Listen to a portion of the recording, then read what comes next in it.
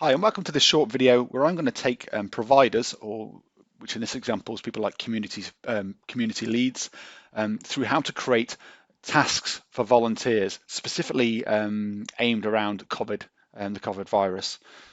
So when you log into the system as a provider, you go to Manage Opportunities down to Manage Community Tasks. If you can't see this option, you need to speak to your administrator so they can give you access to it, so you can just start creating tasks yourself. Click on the button, and then we've got the task page here. So what we can do is create a task. So click on the plus button here. We've got three areas that we need to fill in here. One of them is private data. One of them is public facing information, and the other one is information that's only going to be shared with the volunteer who you approve on the task. So it would make a bit more sense to you after you've seen the whole process. So in the private data, we put in a unique ID. So this could be something like a national insurance number or something like that. Some way for you to tie back the task that you're seeing on the screen back to the original paperwork. Okay, so you always know when you're looking on the screen, you can always find out, oh, that's the source of the information. I've got some private notes here I could put in. Like I say, it's only visible to you as a provider, so put whatever you want in there. We've then got public data. So this is what's going to appear within the search page for the volunteers. So as I start typing in, it's going to show me some previous searches that have been put in there. These red boxes are mandatory. If they're not red like this, then it's not mandatory. So we're just going to say deliver essentials. The category is delivery. Completion date is straight away. If you mark down criminal check required or ID check required, it's only going to let volunteers who are recorded in the system as having ID check kind of authorized, or a valid criminal record check. It's only going to let those people see the task. Okay, so be aware when you're changing these to yes. Obviously, there's good reasons to do that, but be aware it's going to limit the volunteers, which volunteers can actually join this task. Okay. Under data shown to assign volunteers, so this is what's going to be held back. It's not publicly visible, but when you approve the volunteer on the task and say, yes, Joe Bloggs can do this task, it's going to share this information with Joe Bloggs, just with that one volunteer. So this might be Mrs. Bloggs. There we go. Recipient numbers. This is the person who needs the milk and bread, in this example. M33 to I do is make up some postcode there. Road and notes, and we're going to say this is milk and yogurt. So we're going to say this one is, and then we click on add new task.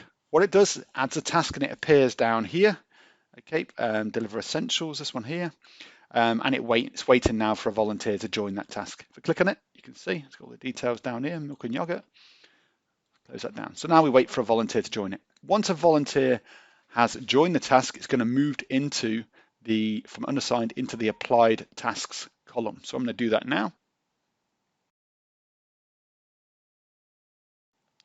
So now a volunteer called Margaret Pugh has joined the task. You've got an option here to either approve Margaret Pugh, which is going to share that sensitive information where the recipient lives and the phone number and what they need picking up from the shop. It's going to share it with this volunteer.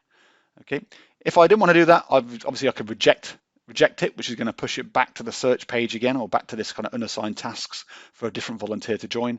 Or if you think it's already been done, I can just mark it as complete, which is going to move it across to this final column. But we're going to stick to the basic process, which is, okay, I've got I've created a task, a volunteer's joined it. I'm going to click on approve, and that's going to share that information now with that volunteer. Okay, so once that's been approved, the volunteer can now see that information, and the volunteer will go and deliver the food and yogurt to that recipient, and they're going to mark it as complete. And when they mark it as complete, it's going to appear in the final column, which I'll show you now. So now the volunteer has gone and done delivery, and they've marked it as complete. And when you log in now, you see it appears on the right-hand side. Deliver essentials, and there it is, milk and yogurt. And that's the end of the process, and the volunteer would go on to join more tasks. So that's the basic process. Like you say, you're pushing them from left to right, essentially, from unassigned tasks right the way through to latest completed tasks. From the volunteers, from the volunteer side, they're doing a very similar thing. They're seeing a search list, and then once they join it and they're approved on it, they're moving from kind of left to right. But you don't have to be concerned about that. Obviously, you're not going to be seeing it from the volunteer side. You're only going to see it from your side. If you may have a number of volunteers you're working with already, you just go to Manage Volunteers down to Invite Volunteers, and you can enter in their email addresses there, with a comma in between them.